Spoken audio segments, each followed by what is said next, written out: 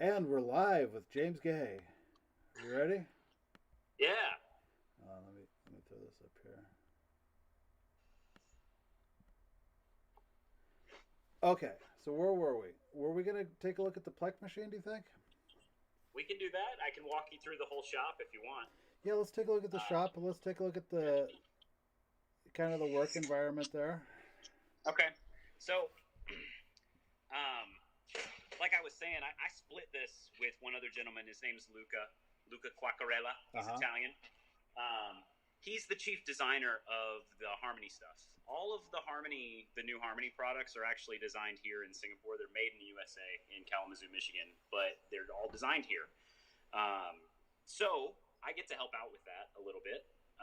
Although that's not my main responsibility. I help Luca when he needs it with projects here or there, mostly with the fretwork on them because I know the Plek so well. We put all the prototypes through the Plek. They have a Plek at the Kalamazoo factory that they put everything through. So it helps to be able to do those things. If I run into a weird spec thing, we can give the Plek guys in Kalamazoo a heads up. So anyway, this is my side. I've got some guitars hanging on the wall. Let me turn around so you can actually face them because they're kind of going the wrong way. I've got a few of my builds up here, stuff that I brought with me and stuff that I've made here. Other projects like this one, I just put some sealer on tonight. Cool. Where that one's up there. So yeah, I've got a few random projects in here that I have a really small condo here, so I don't want to piss my wife off by putting nothing but guitars in our 350 square foot house. Uh-huh. So my gear is here, but on top Smart. of that, I've also got space over here for storage. So underneath here, we built this out to specs that I designed. The whole shop we renovated last year while I was on a work trip to Australia. So this right here organizes gig bags.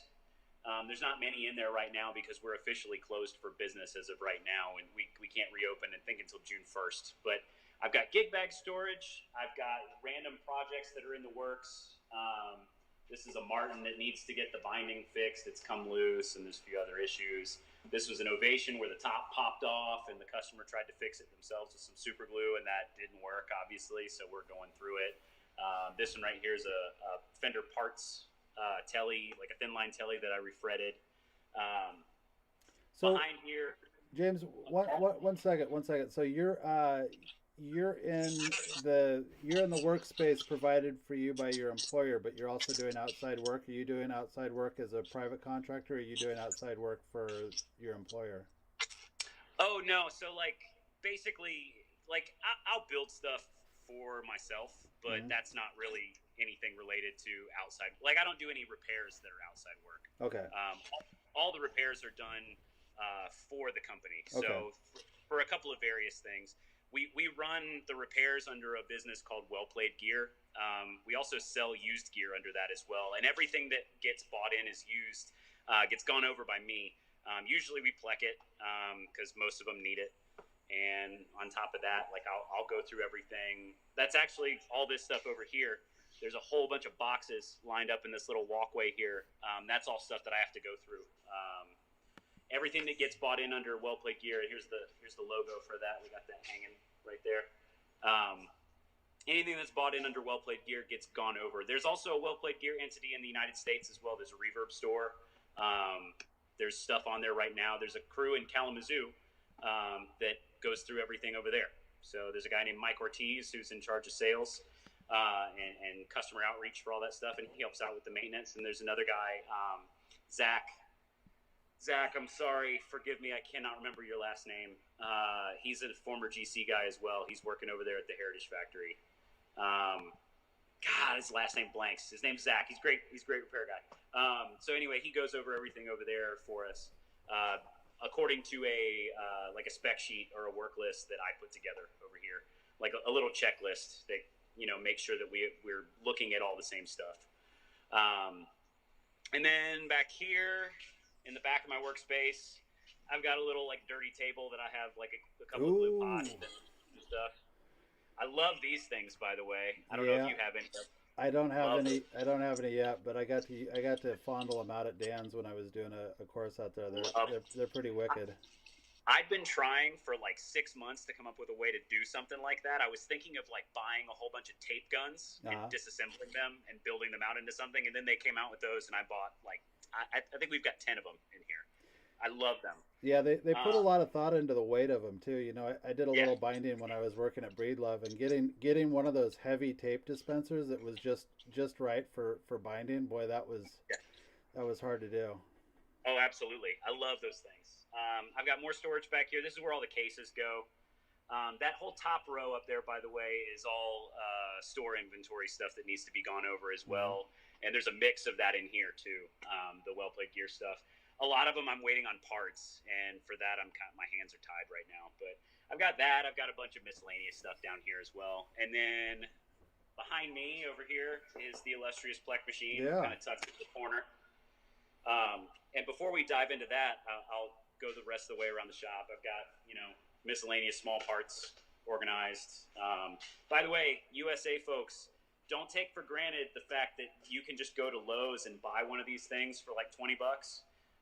It took me 2 years almost to track these sons of bitches down. Oh man.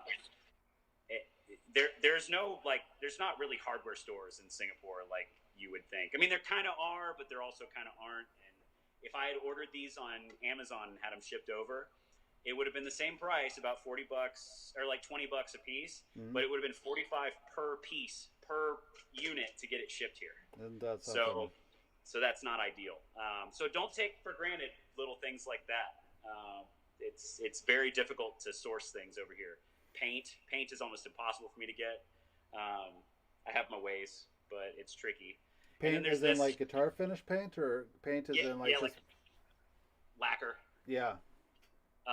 I use Mohawk lacquer. We get it through Malaysia. There's a distributor for them in KL and Kuala Lumpur, and Singapore's it's an island, but it's connected to Malaysia with a bridge.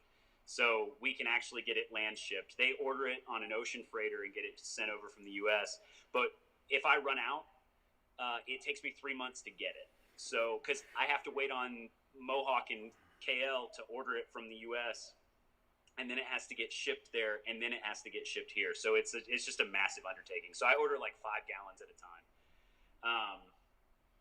I'll go over that when we get to the paint room. Okay. But over here, I've got this little custom-made workbench. This is actually something that I picked up at Glazer. I love this thing. This is the bench that is in the Plek room there. And I had the guy that I trained to replace me give me the specs on it so we could recreate it.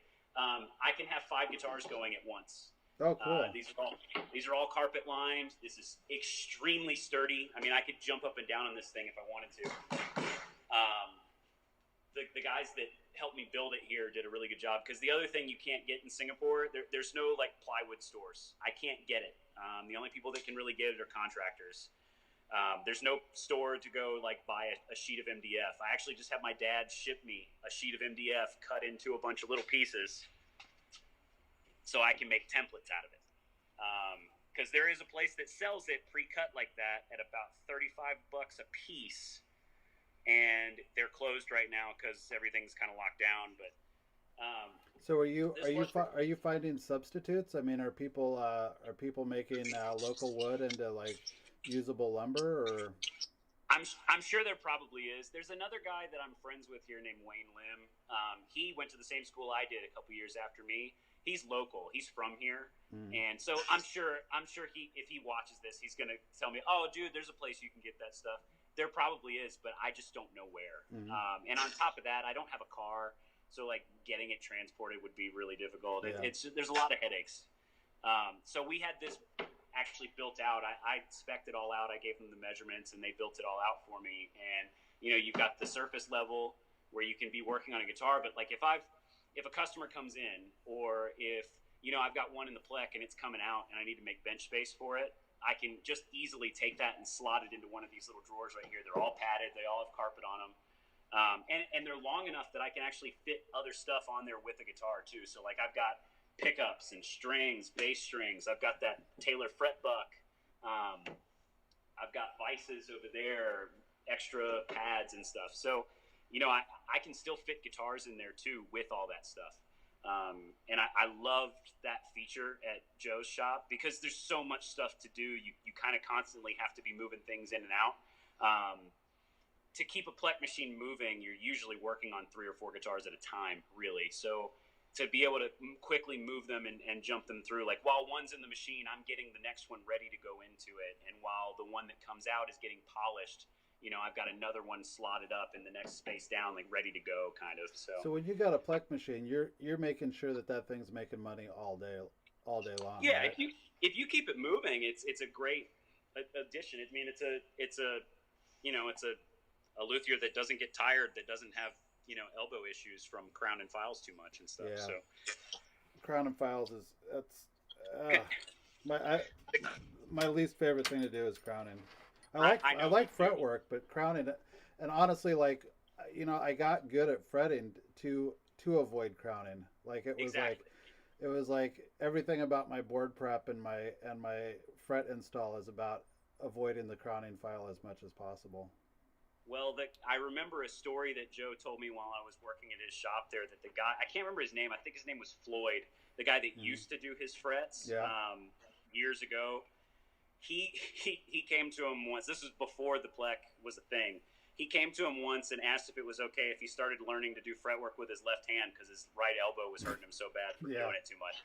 And he was apprehensive because he didn't want the fretwork to suffer. But then obviously, the Plek came in the, I think, late 90s, early 2000s, and that kind of solved that problem. But so how many generations has the Plek been through since then? Is it the same machine it was at 99, or is it? No, I can't imagine, right? So I'll go ahead and open it up and kind of show you a couple things on it. There's some things that have definitely changed, and if other Plek guys are watching this, please don't judge me if I get some of this stuff wrong. I only know what Joe told me, and Joe didn't tell me everything. I still learn things every 6 months. I'll learn something new from one of you guys. So this right here is the magic. This is the cutter. This is the actual piece that cuts the frets. I'll try and get in a little closer. There's 3 rows of teeth that actually go through and cut it. The original one was a grinder. It was like a file almost, I think. I've never actually seen it, so I don't know. But it was basically a big grindstone that would... I believe Gary Brower has said that it polished frets too. Because now it doesn't do that. You have to hand polish them out. But it's not a big deal.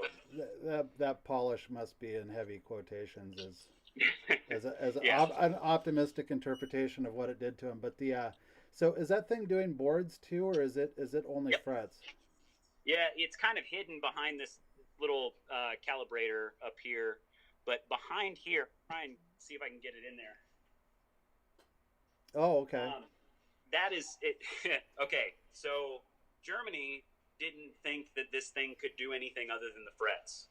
So Joe had to convince them, and he did that by bolting a Dremel the way he told it to the top of this thing and manually controlled it in the back end of the machine to actually cut like a nut slot, a set of nut slots, because it'll do that too. And it uses that spindle, that high frequency spindle on there to do fingerboards as well. Because of course, since it's Germans, they saw a Dremel and they had to go find the fancy German version of a Dremel. So they call it a high frequency spindle. But they've got all these special bits and everything too that we use. I'll show you some of them. Tim Frick's saying that the first generation Plek did leave a much smoother fret. So yeah, and I think it's because it ground them as opposed to cutting them. There are little marks that you have to sand out, but it's not a big deal. I mean, polishing, as long as you don't have a really beat up cutter that's super old, you can still polish frets in a couple minutes. What's a cutter? What's a replacement cutter set you back on that? They're rentals. There are people that own them, like Gibson owns theirs. So they own several sets, and they just take them over to Glazer's shop in Nashville and get them sharpened. That's actually part of the Plek operator's job there. That's what I did as well, is assist with customer support for Plek in North America. And a big part of my day every day was actually they have 2 grinding machines going that sharpen the cutter heads, and the cutter heads get shipped in from all over North America. So for us here in Asia, we ship them to Germany, and they sharpen them. The guy that taught me how to operate the sharpening thing over Skype is a guy named Jens. He sharpens everything, and they ship them back. At least I think it's him. It could be a couple other guys too. But I believe it's around 600 euros per cycle is what you rent it for. Mm-hmm. So we don't own them, but we always have at least 2 cutter heads in. Most shops have at least 2. So you've got one that you're actively using in the machine, and there's another one basically ready to go. I've got it tucked away in here somewhere. Oops. Right. It's okay, that'll buff out. Yeah, right in here. Let me get this thing out of here. It's wrapped in plastic right now, but that's the new cutter head ready to come out of the box. So whenever this one gets dull, which I think is something like 75 guitars per tooth, like the different teeth are, the one on top is a narrow one for narrow fret wire, and then the other 2 are for wide wire. The bottom tooth is deeper than the middle one. So the idea behind that is if you've got really low frets, you'd use the middle one. That way you don't hit the teeth on the fretboard. And then if you've got nice tall frets, like a brand new fret job, you would use the bottom cutter head. You can pick and choose which one you want once you know what you're looking for and everything too. But the machine picks it for you, but you can also tell it to use a specific tooth if you want. So there's a lot of little parameters that you can get into once you become a little bit more advanced with it. Is it possible to mangle a guitar if you're not aware? Yeah. Here, let me illustrate something. So this is my Les Paul that I kind of did. You remember those blue robot guitars? Barely, yeah. From the early 2000s? Yeah. That's what this was. And I turned it into a 70s custom. Oh, cool. It's just for fun. So anyway, where the toggle switch is awfully close to that fretboard. And if you don't take that off, it'll cut right through it. And I have heard stories that there were previous operators at Joe's shop that might have possibly cut a 59 toggle switch cap off. Oh, well, those aren't worth nothing. Yeah, right. They're worth nothing. If the pickup's really close, like on a neck pickup on a Les Paul, if you're doing a fingerboard, you got to take that out of the way. If you don't know the machine will tell you. Like, there are safety features built into it. There's safety parameters and everything, and it'll warn you if you're going to do something dumb. But if you persist, you can do dumb shit on it. So Yep. it is entirely possible. But kind of like you earlier when you were testing out your neck jig, your early wine neck jig, and you grabbed a cheapie. If I'm not sure what I'm doing on something, I will test it on like a throwaway. Being a manufacturer, or not a manufacturer, being a wholesaler and a retailer and stuff, obviously there's stuff that you lose over the course of doing business. There's things that we have to get rid of for various reasons. And I'll end up with parts guitars laying around here. So if I need to test something, I'll test it on one of those first. Mm-hmm. We'll come back to the Plek. Let me quickly go through the rest of the shop. So right by the front door, I've got like a little storage shelf that they built for me. Oh, cool. Yeah, so I've got some supplies over there. Water, it's constant 80% humidity and about 85, 90 degrees here, Fahrenheit. So every day, literally 24/7, 365. So I keep 2 dehumidifiers going in the shop 24 hours a day, just to keep it at about 48, 50% around there. So we go through water like crazy. They order us like 6 packs of these things every month. Hey, James, 1 second, just back. James Hood had a question. It's $600 to do 75 guitars per cutter, right? So per 75 guitars per tooth. Tooth. Per tooth row. So you can do 75 guitars that have narrow fret wire, 75 guitars, and it's hit or miss. It depends. That's an average. Okay. If you do a lot of repair guitars, like if you're doing a lot of fret dresses instead of new fretwork, new frets tend to cut a little bit easier than old frets. Old frets, because they're burnished from guys playing them like over and over again, whether they're stainless steel or they're nickel, they're harder from guys moving strings on them. So if you're only doing fret dresses and not refrets, it'll eat up the cutter head a little bit more. Really all that happens is you'll start to notice some strange sounds, like it'll start squealing a little bit more. and also it'll leave these weird pock marks, like these little cloudy marks on the frets that you have to sand out a little bit harder. But at the end of the day, like sometimes you'll have to put a second dress on something and take off an extra couple thousandths in a couple spots because it doesn't give you a nice smooth finish. Like you obviously you want it to cut as well as possible, but it is one of those things, you know, like what do you charge for a fret dress?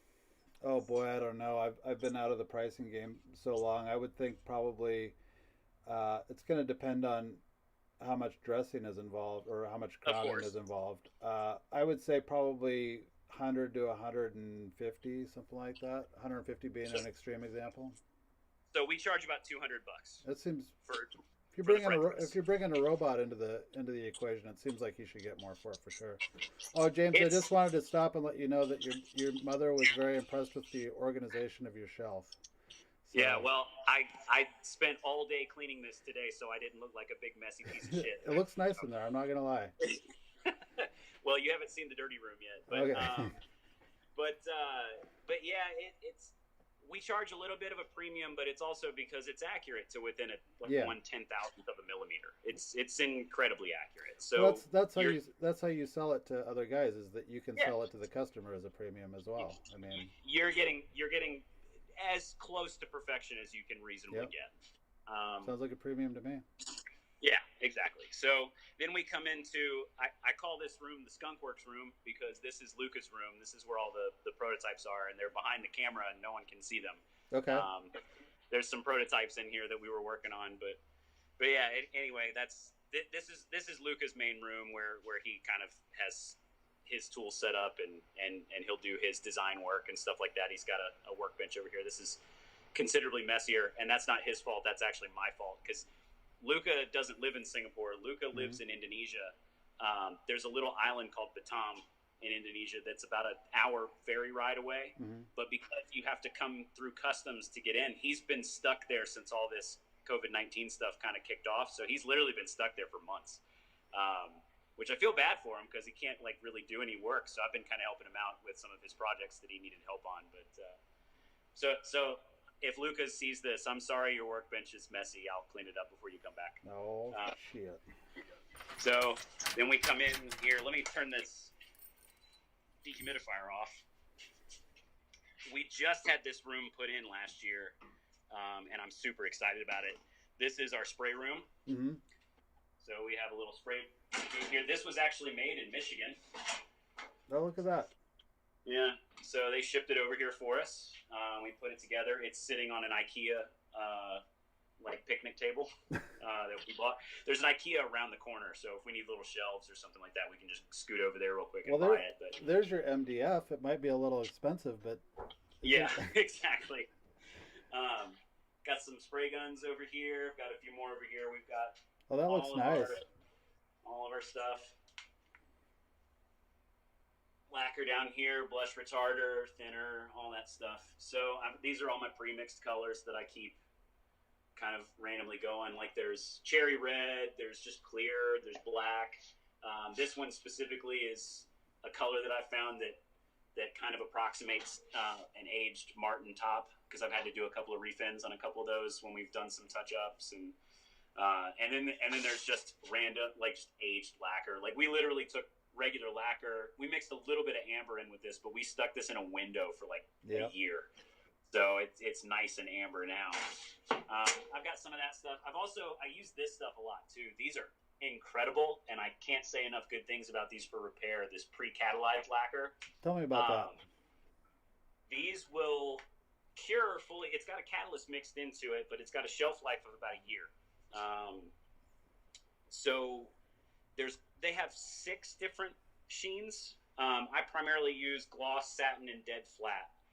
And for repair purposes, the guys at Taylor, when I stopped by the factory earlier this year to do some training, turned me on to another product that Mohawk makes as well. But I've got more experience with this, and this is what I've got, so I'm going to work through it. But this stuff cures in 24 hours, but you can sand it in like 2.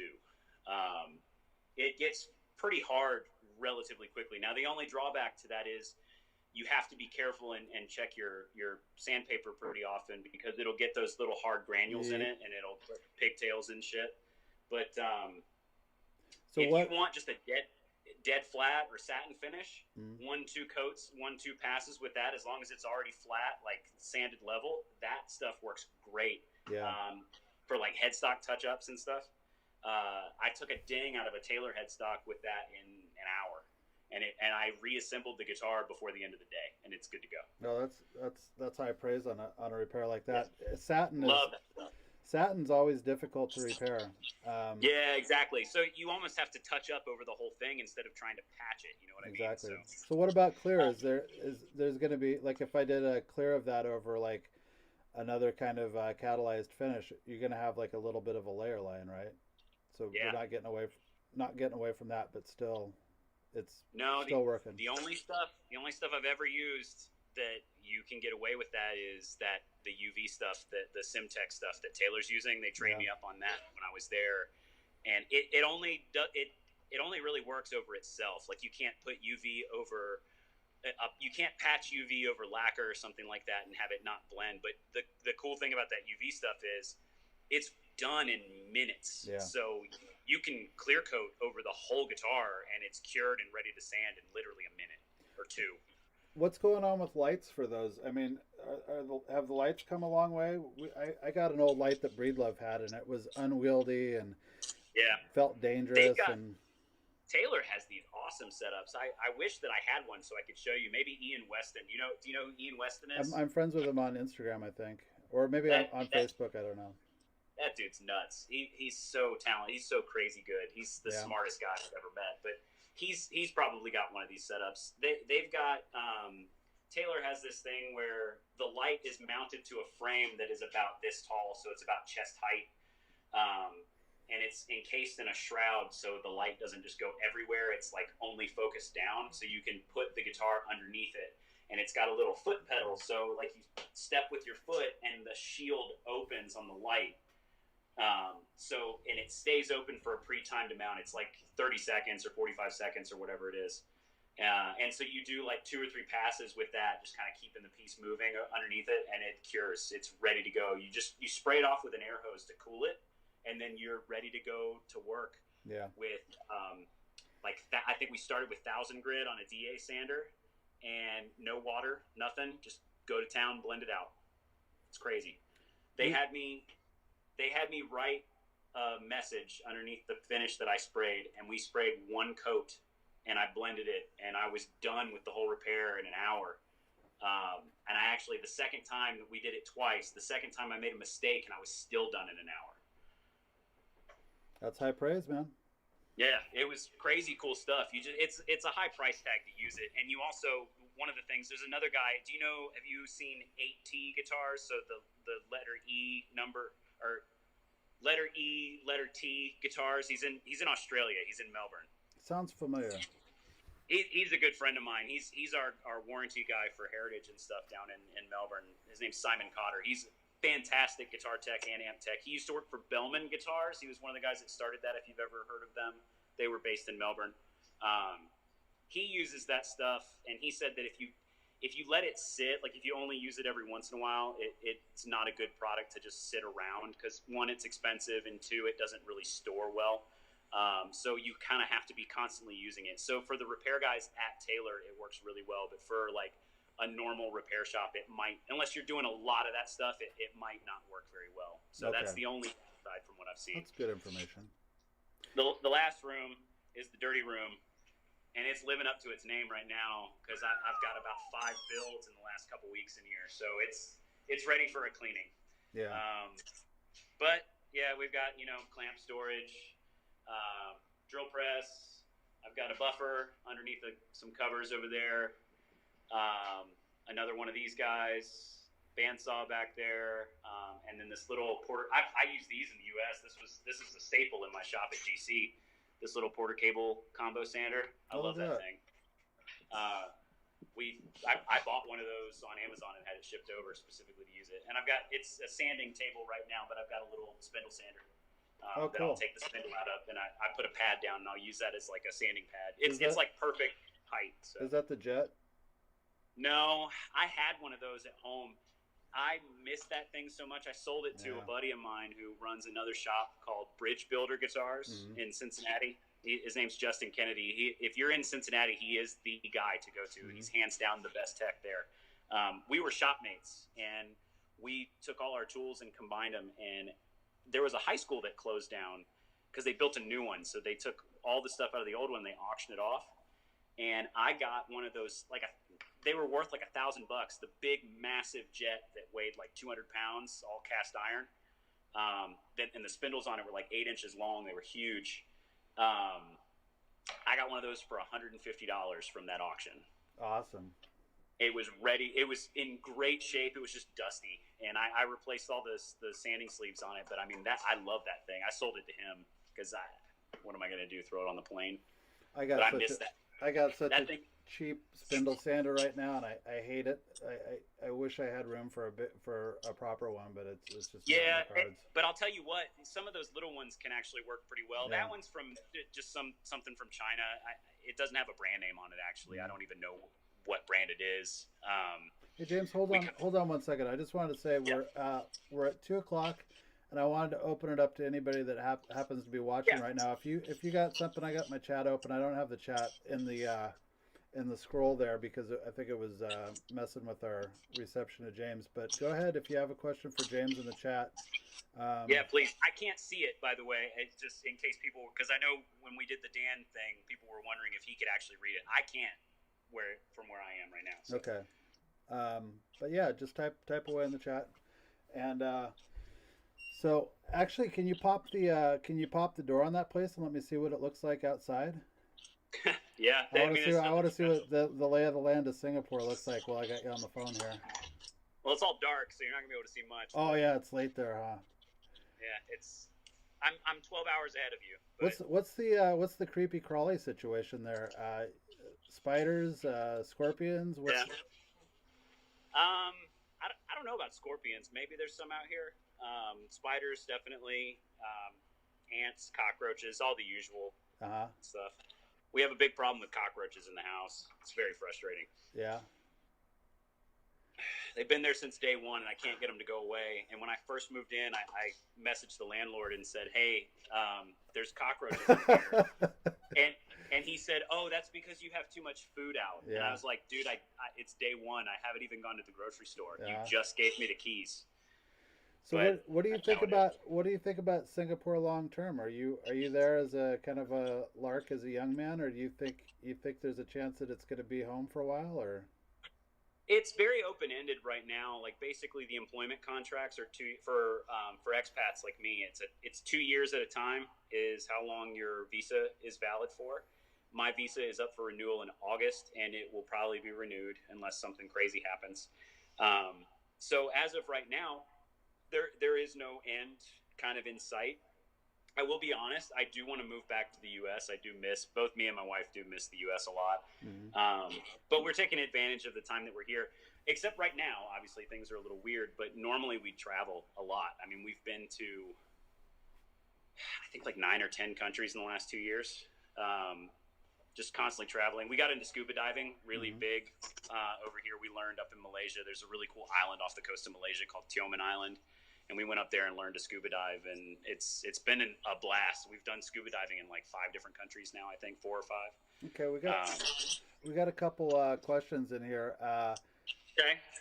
Eric Collier says, "Do you miss the constant abuse from Ricky Bakker?" Yeah. Hi, Eric. I miss all those guys. There's a whole crew of like ex-GC dudes that Ricky Beitcher. I think that's how you said his last name. Ricky was a guy that worked at GC up there in New York. And he would call me and prank me just about every day on my phone. And he would call and put on an accent or a voice. So you could like kind of think that it was him, but you also weren't 100% sure. So you didn't want to like... That's terrifying. You didn't want to be like, oh, screw you, Ricky. And then have him be like, oh, who's Ricky? You know what I mean? Classic. And yes, Eric, I believe that Grace, I think we were talking about Ian Weston from Weston Instruments. Yep. Eric, by the way, he's in New Jersey. God, Eric, I'm sorry, I can't remember the name of the guy you work for. The Russo Music, I believe. Oh yeah, yeah. So he's running the show over there. Excellent pickup repair guy and pickup maker, by the way. He runs his pickup business is called Luther Lee Pickups. Really, really good stuff, by the way, for anyone out Eric, there. reach out to me. We should hang out. Cameron wants to see the Picasso up close again. And while you're doing that, Pete Pinkston wants to know. Boy, that's cool. That is really groovy. Did he come up with that design, or did an actual artist work with him? Yeah, I think John came up with it with Ibanez, and the original ones were like Paisley Tellies. It was a vinyl graphic that they rolled on the guitar, and then they just painted black around the sides. And this one, the cool thing about this one, for those that didn't see the posts I made, there's a guy in, I think, Illinois, runs a shop called Pearl Guitars. It's Perle. I don't think he's on Instagram. Otherwise, I would have tagged him in it. He makes these bodies for like replacement for people that have Ibanez guitars. He'll make replacement bodies and necks. CNC'd it out, routed everything out for me. The Picasso graphic is engraved into the wood. So what I did was, and I would show it on this stream for those that haven't seen it, or even those that have, but it's not going to show up on my phone camera. But I took all the grooves and I filled them in with epoxy with glow-in-the-dark powder. If you look on my Instagram at expert_fretwork, you'll see a post for it. But all the lines that separate the Picasso pattern glow bright blue in the dark. So it turned out way better than I could have ever hoped. It's still like there's some parts of it that I wish I did a little bit better, like anything. But yeah, it's definitely one of the guitars I've wanted forever. I kind of do this thing where I like building replicas of guitars that are like my Guitar Hero guitars growing up to kind of challenge myself. So I've made several Randy Rhoads guitars. That's what that Les Paul was. I tried my hand at the Steve Vai Universe, the swirl one. I don't have that one here. What else? Oh, the Van Halen one. So I've made 4 or 5 different Van Halen ones. This is my 5150 build, and this cool. is made to be like a replica, like his. So I did the Frankenstrat. I also did the Bumblebee one. I gave the Bumblebee one to a really good friend of mine named Corey Willard. He was at the Guitar Center in Cincinnati. Corey was our rentals manager, so he was the guy in charge of the rental gear. And our stations were like literally 5 feet away from each other. We hung out all day. He's a bass player. He plays guitar too, but like we were in a band together. He was my bass player. We Van Halen'd out a while, and he told me that black and yellow one was his favorite. And so while I was in Nashville, I built a replica one, and I gave it to him for his birthday / happy having a kid / happy you got married / Christmas. So it was a big gift. But, I've seen you shredding around on Instagram. You know your way around that fingerboard.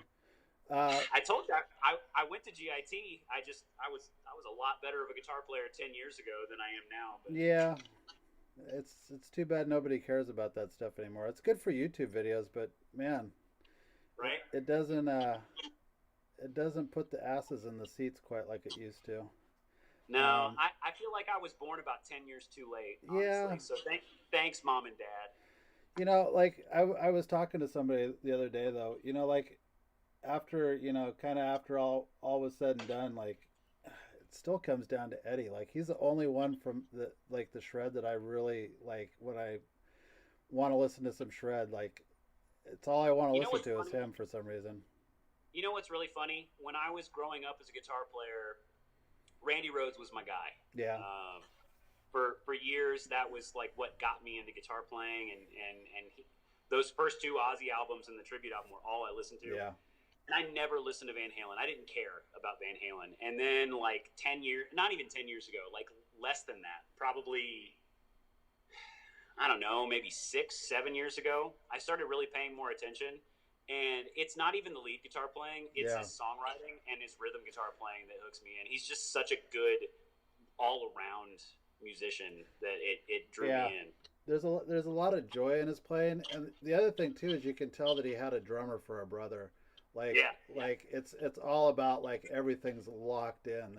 There isn't any of that like kind of extra wiggle room, but still not like so precise that it sounds like it's metronomic or something. Yeah. Benny Burrows wants you to plug it in and give us a little taste of the 5150. Oh, Benny. I don't know if it would sound very good, but I can try and plug it in if you want. My phone mic might clip it off. Benny why don't we do it as an outro? Like we'll give it another 15 minutes. We'll do that as an outro. That's fine. Pete Pinkston wants to know your email load at where you're working now versus your days at GC. I was kind of the undisputed email champion at Guitar Center for all you GC guys that are in there. What does that mean? To explain that to Ian. So Guitar Center, we had a thread in the company email where all the repair techs and all, like, it's something crazy, like 270 stores or whatever. I don't remember what it was 5 years ago, but there was roughly like 350 technicians spread out over the country, and we could all email each other if we had problems or anything like that, if we were trying to bounce ideas off each other.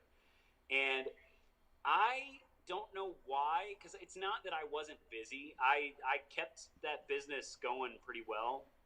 I always had pretty good numbers coming out of the Cincinnati store, which is kind of funny because Cincinnati's not what you would think of as a music town. But I had a really good customer base that took very good care of me as far as coming back over and over again, and they really helped support me. But even though I was busy, I would still pop into that email thread and I would just answer questions. And I don't do as many emails over here. There are emails that come through our customer support for Sweely that I pop in and I'll answer, but I don't answer nearly as much as I used to. That's for sure. Let's see. Paul wanted to know how thin of a land does the Plek leave? I'm not sure. I think he got spell checked out of his question there. How thin of a land? Ask him, or Paul, are you talking about like on top of the crown, or are you talking about like when you use maybe that's what he means? Yeah, like how it because it's crown shaped. The teeth are crown shaped, so it cuts to like it doesn't cut flat or anything like that. It cuts round, so it's right there. The only thing that you see on there when you have a brand new cutter and a good like fairly consistent fret area to cut, like if you're not like really hitting one or two frets a lot, like sometimes that happens, but if you're hitting like each fret like a couple passes, you end up with almost a polished surface that really you just have to get little lines out of. We called them scallop marks. That's what Joe always calls them, but I don't even know how to describe them. It's just like little squiggly lines that are on the fret where like it's shiny. It's just tooling. Yeah, it's shiny, but it's not even as bad as like chatter marks. Like, you know, if you're using a crowning file that's not a diamond file, if it's an old school one that only cuts one way, if you drag back against the teeth, it'll bounce and it'll give you those little chatter marks. It's not even as bad as that. It's basically just like little ghost lines that you just have to polish out. I use everybody kind of does this differently. At Glazer, I did it even differently than I do now, but now I use hang on. This is the way I learned in school. These are little 3M sanding sponges. They come in like 4 grits. And I just step through the grits with these and polish them out. But at Joe's, what we did is 800 grit paper running with the grain of fingerboard, then 1,000 grit paper, then 1,500 grit paper, and then 2,000. And once you switched to 2,000, you actually went with like a rubber sanding block. And you switched it up and you went with the grain of the fret. Yeah. And then once you did that, it kind of reoriented all the scratches. Yep. And then we metal polished. So I don't even remember what it was. It looked like a can that he'd owned since like 1974. Yeah. I honestly don't know what that stuff was, but it was metal polish, and you put it on a rag and you buffed it out. I bet I'd recognize it if I saw it. I think that's been kicking around every guitar repair guy's shop since that time. Like if anybody that. Like I bet Dan can name that name that stuff right now. Joe Joe also has a can of grease in his metal workshop Yeah. that I swear to God is older than he is. Yeah. Well, it's possible. A lot of that stuff gets passed down through the years. Eric is wondering if Harmony has any bases coming in the future. Is there any bases? We may or may not be working on some of that stuff. I can't say any more than that, unfortunately, but there are some things probably coming down the pike. Now, whether or not that happens quickly, I honestly don't know. There's no telling how long. Like, I know that for the first 3 prototypes that they put out, I did all the fret work on the very first 9 guitars. They brought them into Joe's shop while I was working there. That was right after I'd been hired, and I was training my replacement. Mm-hmm. I did the fret work on the first 9 prototypes that we showed at NAMM 3 years ago, the Monday before NAMM. So, and from what I've been told by the guys that are working on everything, it took them probably 2 or 3 years to get to that point. So realistically, like, while they want to do a lot of different stuff with Harmony, it takes a while for those wheels to move, but to get to full on production, like from prototypes, there's prototypes kicking around of a lot of different stuff. But whether or not they actually see the light of day, who knows? That's up to the guys above me that sign the paychecks. That's up to their decisions. Oh, I was going to go back to the fret polishing regime. So you don't buff the frets. You're not a big fan of taking the frets to the buffing wheel? I did that at school.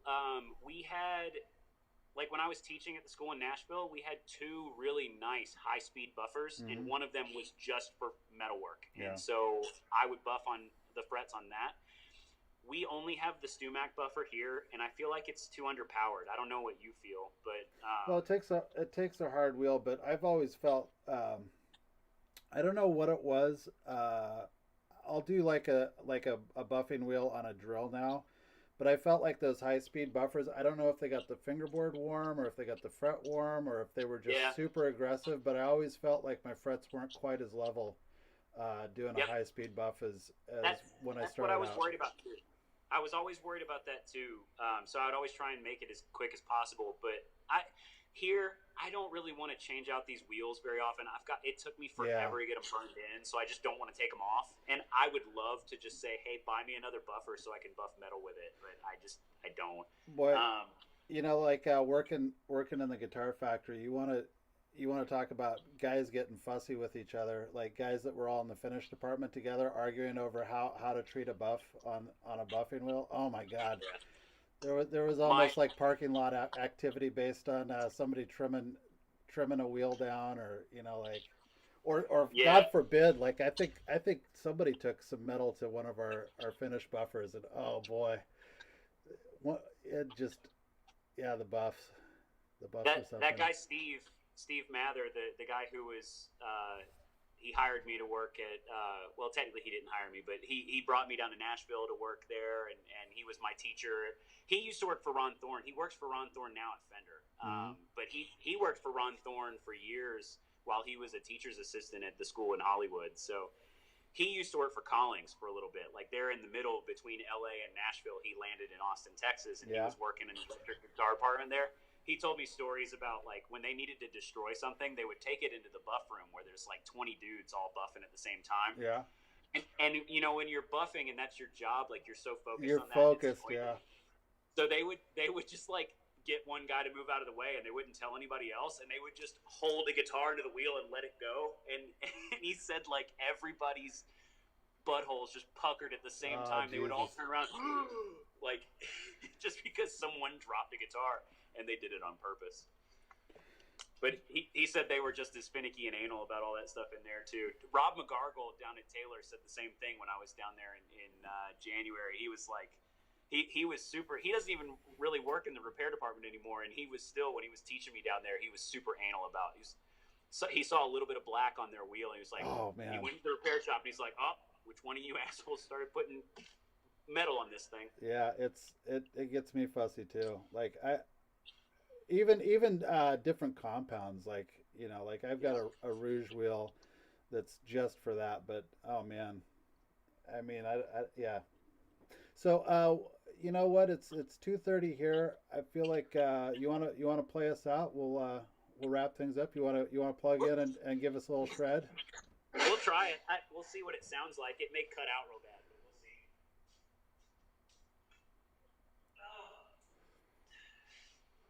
Let there be shred. I'll keep it kind of turned down so maybe the mic won't just like clip it out, but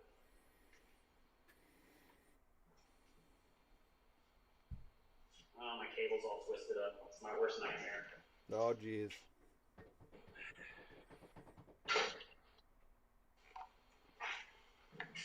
I just bought this Axifex rig while I was back in the U.S.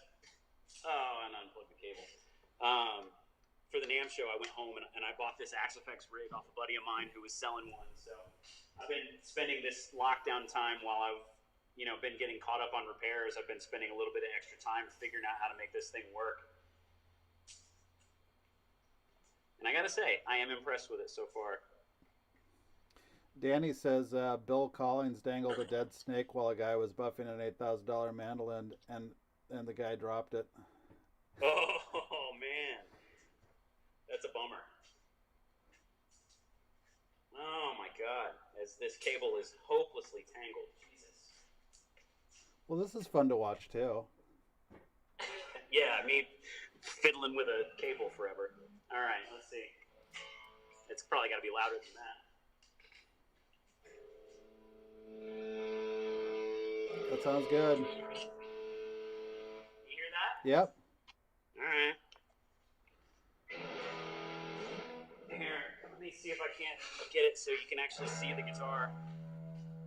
Let's get some finger wiggling.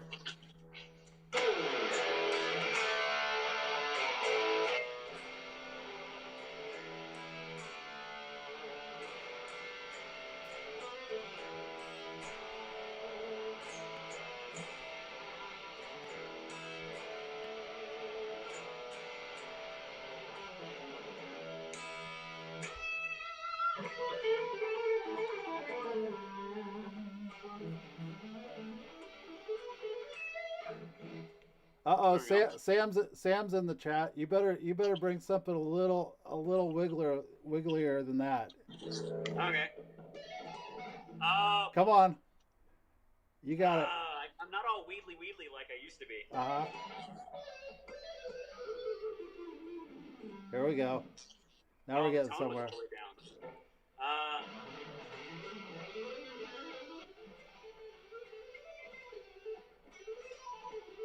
Sam, is that doing it for you? I'm going to assume that does it for Sam. Hey, James. Sam says, oof, that's the sauce. But James, I want to thank you for hanging out. I want to thank everybody that was part of the live stream today.